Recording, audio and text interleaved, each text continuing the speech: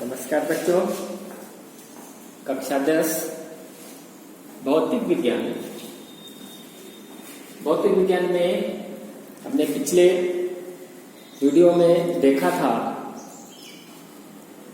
कि परावर्तन के नियम को हमने पिछले वीडियो में समझा था। आज हम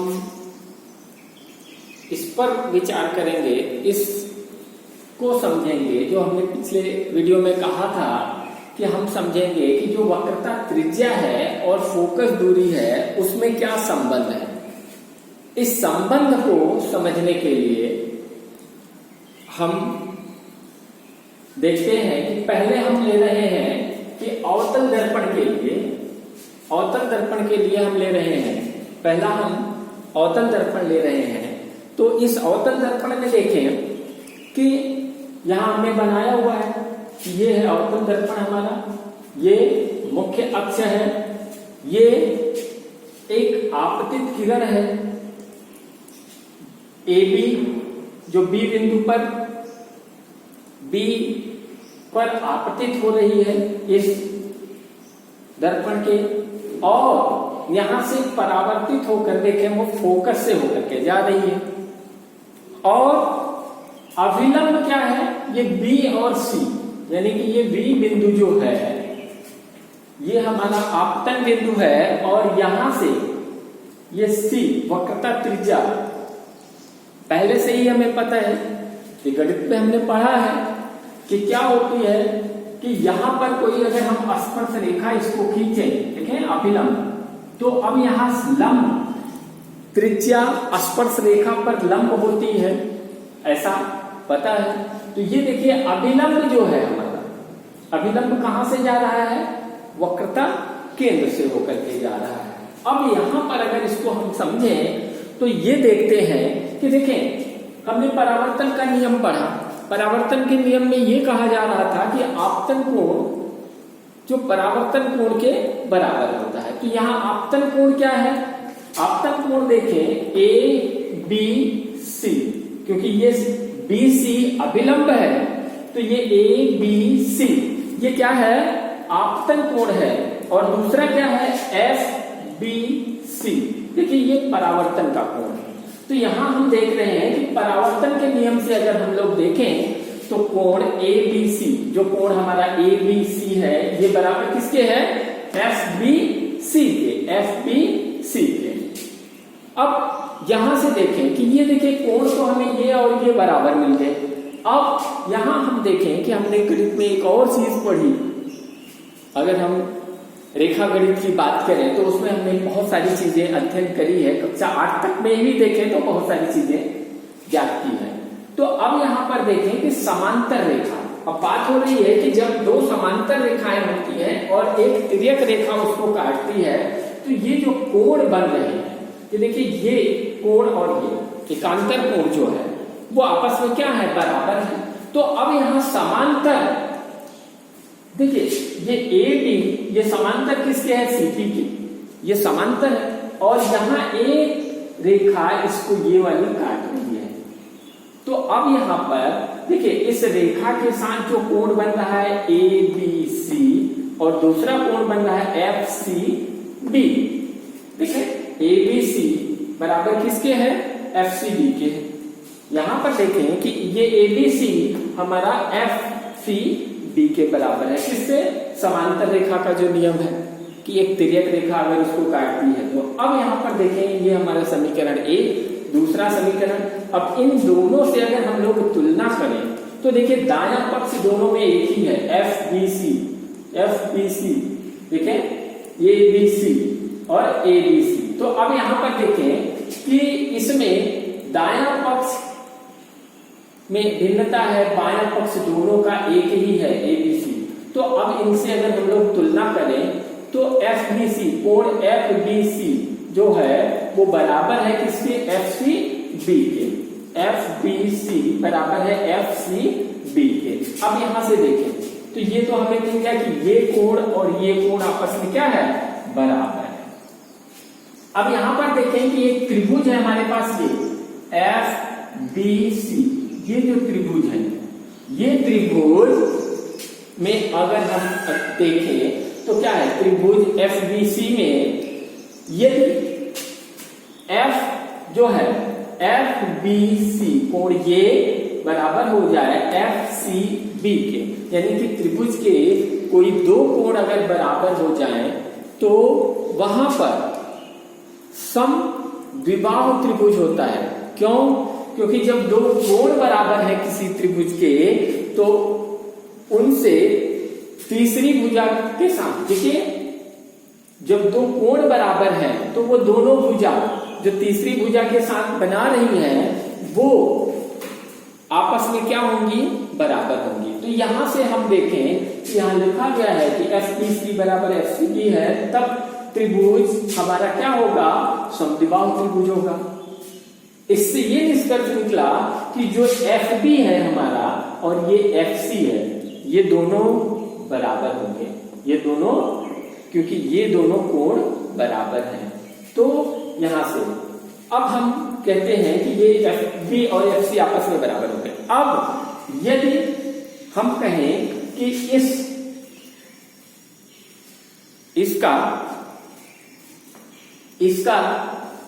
द्वारक अगर थोड़ा छोटा हो तब ये जो किरण हमने डाली है, प्रकाश किरण डाली है ए बी, अगर ये मुख अब उस स्थिति में कि ये क्या होगा, ये बी जो है वो पी के एकदम सन्निकट होगा, या कह सकते हैं कि अगर इसी के एकदम पास है तो वो बी बिंदु पी के एकदम नजदीक होगा। उस स्थिति में जो ये एफ बी है हमारा वो कहां पर होगा, एफ पी के बराबर होगा, लगभग बराबर होगा, अर्थात एफ बी बराबर एफ पी के होगा, लगभग बराबर। अब यहां से तो हमें मिल गया कि ये एफ बी और एफ पी दोनों एक ही है, एक बराबर है। अब हम कहें कि ये जो सीपी है, वक्रता त्रिज्या जिसको हम कह रहे हैं, कि ये दो भागों में मिल गए, दो भाग हैं उसके, एक है एफ सी और दूसरा है एफ पी।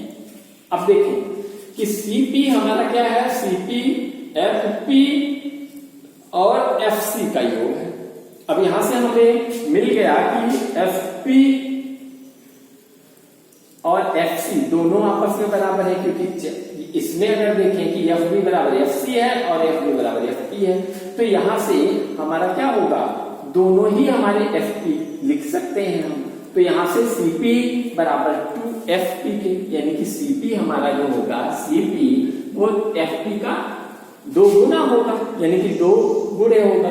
तो यहां एफपी देखें, एफपी क्या है, फोकस दूरी है जिसको हम एफ से रिप्रेजेंट कर रहे हैं, और सीपी जो है वो क्या है, वो वक्रता त्रिज्या है जिसको हम आर से रिप्रेजेंट कर रहे हैं। तो यहां लिख दिया गया है कि आर बराबर 2FA, यानी कि इसका निष्कर्ष ये निकला कि जो वक्रता त्रिज्या है वो फोकस दूरी की 2 गुनी होती है।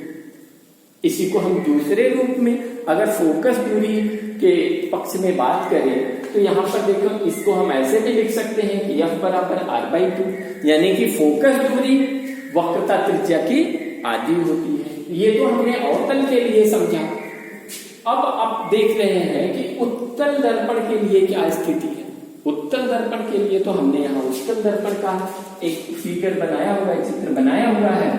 अब इसमें देखें कि उत्तल दर्पण के लिए जो हमने चित्र बनाया, इसमें भी देखें कि ये आपका मुख्य अक्ष है, ये बिंदु ध्रुव, ये फोकस, ये वक्रता केंद्र। अब यहां पर जो ये किरण डाली जा रही है ए बी, ये देखिए ये परावर्तन जो होगा, परावर्तन होगा यहाँ पर, तो ये इधर ही होगा। अब यहां से देखें ये फोकस से आती हुई प्रतीत होगी, ऐसा बताया गया। तो अब यहां से ये अभिलंब जो डाल रहे हैं वो वक्रता केंद्र से होकर के जा रहा है। तो यहाँ पर भी देखें कोण, आपतन कोण और ये परावर्तन कोण है, तो नियम सब वही है। तो अब आप देखें कि कोण हमारा कौन सा है कि ABE, ये आपतन कोण परावर्तन कोण के बराबर, यानी कि DBE के बराबर है परावर्तन के नियम से। दूसरा है हमारा कि अगर हम कहें कि यहां से अगर हम देखें तो देखिए ये एक सीधी रेखा इधर जा रही है और एक रेखा इधर जा रही है, दोनों रेखाएं एक दूसरे को काट काटती हैं तो देखिए ये कोण इस कोण के बराबर है। कहने का मतलब शीर्षाभिमुख कोण इसको बोलते हैं। तो यहां से हम देखें कि कोण हमारा कौन सा, DBE, कोण DBE बराबर कोण किसके है, FBC के, ये शीर्षाभिमुख कोण है। अब इसकी तो बात हो गई कि ये कोण देखिए, ये कोण इस कोण के बराबर है। अब बात आती है कि अब इसी को अगर हम लोग थोड़ा बढ़ा लें तो देखिए ये समांतर रेखा जा रही है, यहां पर इसको देखें तो ये समांतर रेखा को एक तिर्यक रेखा काट रही है। देखिए ये समांतर रेखाएं हैं, इनको एक तिर्यक रेखा ये वाली काट रही है। तो यहां से ये कोण जो है वो बराबर हो गया हमारा इस कोण के, ठीक है। तो यहां देखें कि ABE जो हमारा ABE है वो किसके बराबर हो गया, FCB के। ये समांतर रेखा के नियम से हम देखें। अब हम देखें कि यहां जो त्रिभुज बना हुआ है FBC, ये जो त्रिभुज बना हुआ है इसमें अगर विचार करें तो यहां पर भी कोण ये इसके बराबर होगा, क्योंकि यहां दोनों कोण आपस में बराबर है तो ये भी कोण आपस में क्या होगा, बराबर होगा। और जैसे ही ये बराबर होगा तो ये त्रिभुज कैसा होगा, समद्विबाहु त्रिभुज हो जाएगा। और यहाँ समद्विबाहु त्रिभुज में कौन सा, FB बराबर FC के हो जाएगा, यानी कि बात फिर वही आ गई कि FB बराबर FC के हो गया जो यहाँ पर।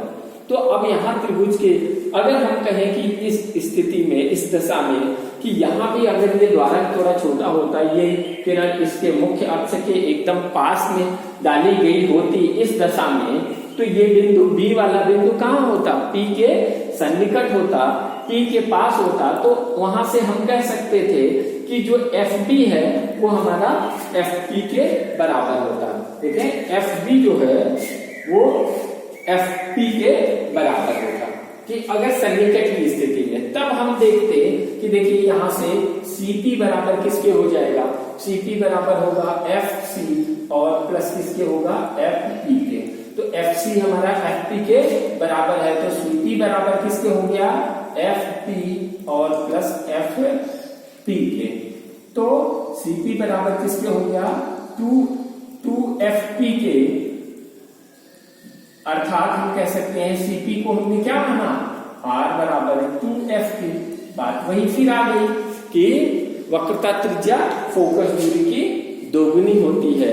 तो यहां से हम इसके बारे में दोनों के, अवतल के लिए भी हमने देखा और उत्तल दर्पण के लिए भी देखा। तो यहां ध्यान रखें कि ये निगमन है किसका, वक्रता त्रिज्या तथा फोकस दूरी में संबंध का।